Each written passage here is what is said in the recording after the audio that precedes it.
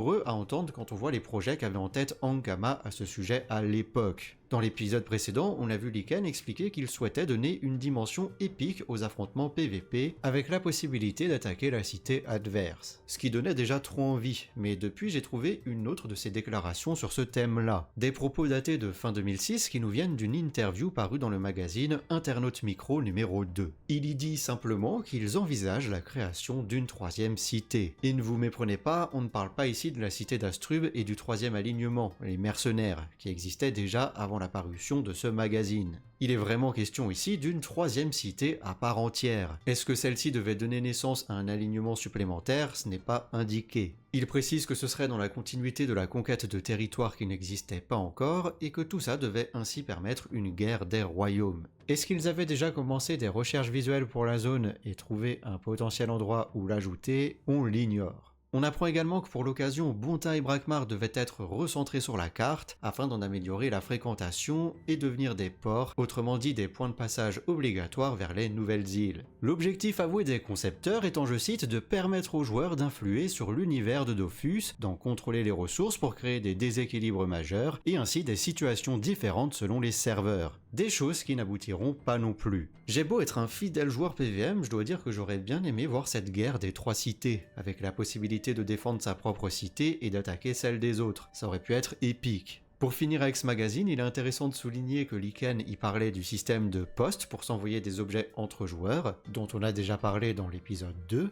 et surtout, il mentionne qu'il est prévu de mettre en place en 2007 des interactions entre guildes afin de permettre des conflits et des alliances. Probablement les prémices de la fonctionnalité des alliances qui n'arrivera que 6 ans plus tard.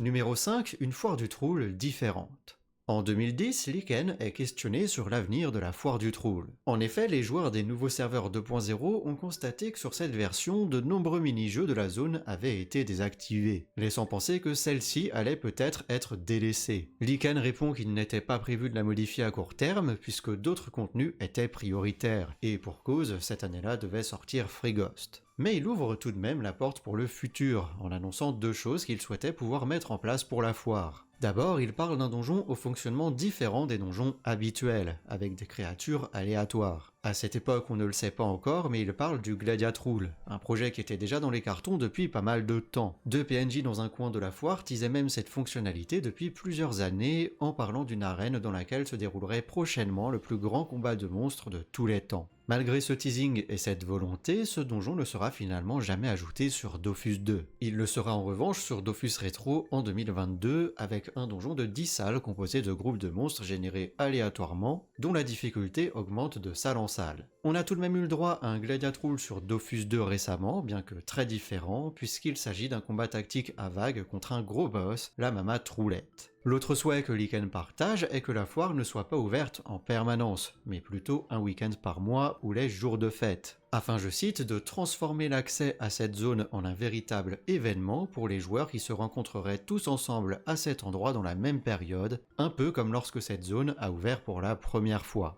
Car oui, à sa première ouverture, une ambiance générale bon enfant régnait dans la zone qui était noire de monde. Bref, un souhait qui visait à rendre à nouveau ce lieu festif, mais qui lui non plus ne se réalisera jamais, puisque